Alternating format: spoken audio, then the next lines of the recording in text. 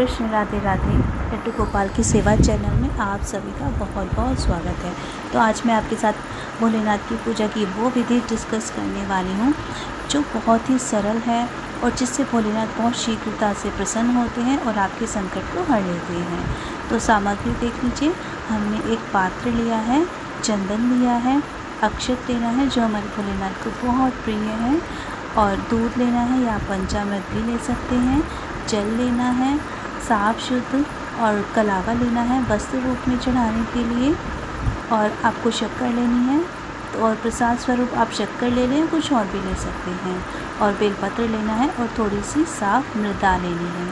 आप जो मृदा लेंगे, जो मिट्टी लेंगे, वो बस तुलसी जी की ना हो और गंदी जगह से ना हो, आप साफ़ जगह से ले सकते हैं। और अगर बेलपत्र के नीचे की मृदा मिल जाए तो फिर तो बहुत ही अच्छी बात है।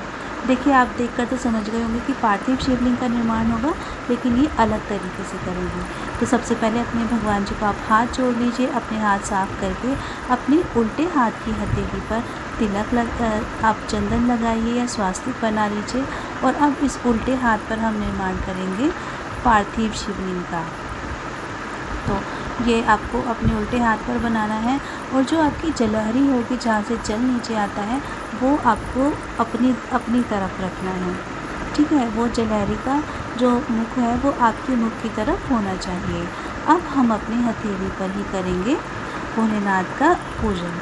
तो हमने दिया भी पहले जलाकर रख लिया है और सारी सामग्री ले ली है। सबसे पहले आप हथेली के नीचे एक पात्र रख लीजिए और भोलेनाथ को जल अर्पित कीजिए। फिर आपने दूध या पंचामृत जो कुछ भी लिया है उसको आप भोलेनाथ को अर्पित करिए। भगवान का कोई भी मंत्र जाप करते हुए या कोई स्तुति बोलते हुए आप ये सब अर्पित कर सकते हैं। और फिर से हम भोलेनाथ को जल अर्पित करेंगे। तो इस तरह से हमने अपने भगवान जी का अभिषेक कर दिया है। अब भगवान का श्रृंगार करेंगे। तो सबसे पहले हम भगवान जी को चंदन लगाएंगे। देखिए, सबसे पहले भगवान जी को हम कलावा अर्पित करेंगे। ये हमने वस्त्र रूप में अर्पित किया है। और भोलेनाथ को आप चंदन लगाइए। आप चाहे तो इस पर राम भी लिख सकते हैं, क्योंकि मैंने बहुत छोटा सा शिवलिंग बनाया है इसलिए मैंने केवल तिलक कर दिया है। आप त्रिपुंड भी बना सकते हैं। और उसके बाद आप अक्षत अर्पित करिए और शक्कर अर्पित करिए, और भोलेनाथ को बेलपत्र भी अर्पित कर दीजिए। यदि आपके पास पुष्प है तो पुष्प अर्पित कीजिए। भगवान जी को भोग लगाइए, उनसे प्रार्थना करिए। और अब अपने भगवान जी को आप दीप दिखाइए। तो देखिए, इस पूजा में बहुत समय नहीं लगता है, लेकिन ये पूजा बहुत प्रभावशाली है। आपकी कोई मनोकामना है या कोई संकट है, कोई विपदा है, तो आप इस तरह से भोलेनाथ की सच्ची श्रद्धा से पूजा करिए। आपकी विपदा भोलेनाथ जरूर हरेंगे और आपकी मनोकामना जरूर पूरी करेंगे। तो देखिए, इसे साल में आप कभी भी कर सकते हैं, किसी भी समय इस पूजा को कर सकते हैं। और यदि सावन में करते हैं तो बहुत ही ज़्यादा शुभ होता है। यदि आप इसको सावन में एक बार भी कर लेते हैं तो बहुत अच्छा है। हमने दूध दिखा दिया है। अब हम अपने भगवान जी का, देखिए, दूध दिखा दिया है और हमने दीप भी दिखा दिया है। अब हम अपने भगवान जी को प्रणाम करेंगे। तो अपने उल्टे हाथ के नीचे सीधा हाथ रख के दोनों हाथ को जोड़कर इस तरह से मैं प्रणाम कर रही हूँ भोलेनाथ को। और भगवान जी से जो भी हमसे पूजा में त्रुटि हुई हो उसके लिए क्षमा मांगेंगे।